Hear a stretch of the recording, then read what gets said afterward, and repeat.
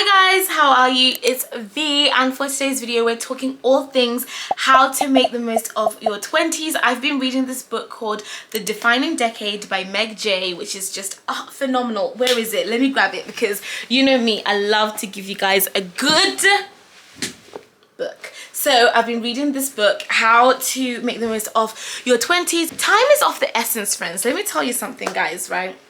I think we just think we've got all the time in the world, there's nothing to worry about, like we should just relax and just, you know, and it's like, no, because tomorrow is not promised. Like, I've just been sitting down thinking about this so much. Tomorrow is just not promised, and I think so many of us are just living life so blasé, like whatever happens happens, what it is what it is. No, it's not. No, it's not. We have choices that we can make, and I've been so intentional for the past 2 or 3 years about the things that I care about and the things that I want, and my life has like drastically improved in ways that I can't even explain. So for example, happiness, right? I think you guys are always asking me why I'm always so happy, why I'm always smiling, and now look, I'm not smiling.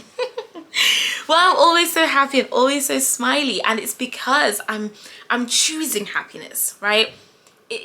Happiness is not something that just happens to me overnight, and I try to tell people this. It's something that I'm active in. If I show you my journal, right? If you're ever at my house, don't read this, this is private, but this is my journal, and if I just try to give a little glimpse inside, ooh, don't go zooming in now, but you see, it has all of these scribbles in it because I journal every single day. If I don't do every single day, every other day, just in case things get busy. But in general, like, I really decide to do these little things that are gonna make sure the next day is gonna be good for me. So if I journal, if I go for a walk, if I exercise, if I spend time with my family, if I eat a certain yogurt, like, I know what makes me happy, so I make sure I surround myself with it. It's a choice that I make through the actions that I do.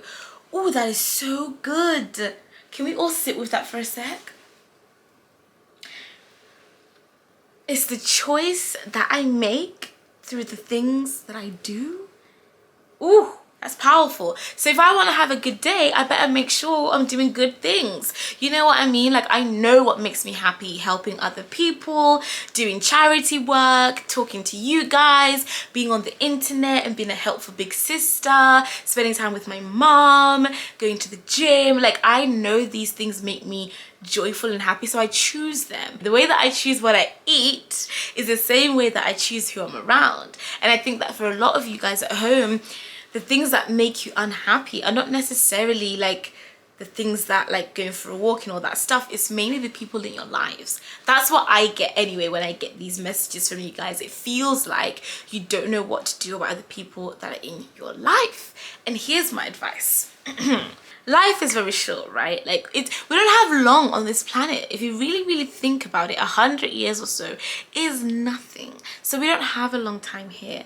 And if you think you're gonna waste so much of the precious time you have on this earth trying to please people who do not care for you, they do not care for you. It's not even like they're making a mistake and they want to be better. They are purposefully harming you, purposefully hurting your feelings, purposefully not taking into consideration, purposefully not putting you first, purposefully not making you a priority, and you're just tolerating it. And it's not fair to you, and it's just disrespectful to you because you deserve better. And the thing is, students always tell me, oh, but like, these are the only friends that I've got and I just don't know what to do. I've just got to put up with it because that's what I've got. And it's like, no, it's not all you've got. Just because that's how it's always existed and how you've always known it doesn't mean that's how it's always gonna exist and how you're always gonna know it. Your life doesn't have to be what it's always been. Tomorrow is literally a new day. You are allowed to reinvent yourself. You're allowed to start afresh. You're allowed to say, yes, you're right, I did put up with this 6 weeks ago. 6 weeks later, it's no longer something that V will tolerate. Yes, 6 weeks ago, you could have said this to me and said that to me, and I'd have taken it and just let it go. But today, I don't. And instead of even trying to fight it or explain yourself, you just had to remove yourself because you're allowed to remove yourself. People make it feel as though once you've chosen your friends, once you've chosen your university course, once you've chosen your job, once you've chosen your partner, you're stuck for life. No, you're not stuck for life.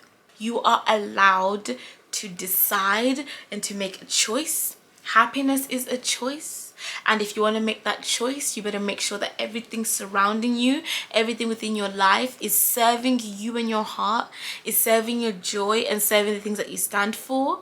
You can't have people in your life who are mistreating you, or friends that don't support you, or a university lecturer or professor that's not believing in your dreams. Tell whoever needs to be told and help ask them to get you someone else replaced. Yes, it will hurt their heart.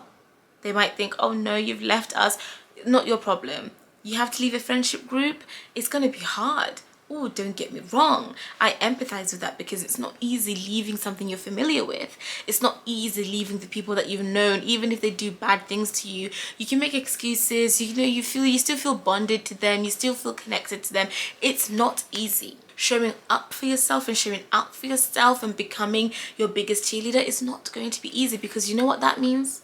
If you start putting yourself first and you start respecting yourself and start, not letting people walk all over you and all this stuff, people are going to be upset. Why? Because they're losing their privileges.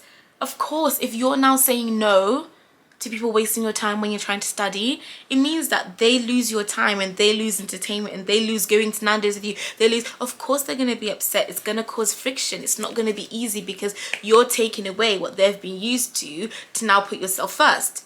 When you put yourself first, somebody's going to have to lose, because you wasn't putting yourself first and they were taking whatever you were given. So now that you're putting yourself first, they're now losing something. Of course it's not going to be comfortable. When it's the hardest and that's the time you make the move, you've done the right thing. Do you see what I mean? Does that make sense? So basically, the overall is that you deserve to be happy. You deserve to feel seen and loved, and you deserve to live with intention. And I think, sorry, I didn't even explain, that's why I'm loving this book so much, because it's all about taking action, taking control. And if your immediate circle can't give you what you need, you have these weak ties who can. If you're more intentional about what you need and let people know, and like you write it down or you say it and you're specific, it's easier for them to help. You have to start taking control of your 20s, because it is the defining decade. It is a defining decade. We don't think it is, but it really, really is. And even if you're 29 or you're in your early 30s, you still got time.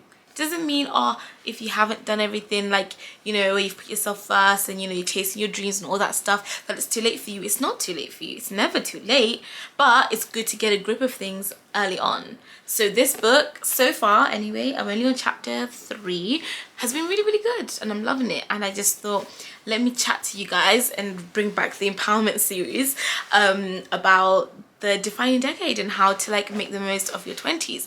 And I think that tip number 1 is always and always will be putting yourself first, learning the art of saying no, letting people know your boundaries. Don't let them walk all over you, okay? They're lucky to know you. They're lucky to have you. They need to make sure they're aware of that, and you need to make sure you're aware of that. Yeah, you deserve it, so go get it.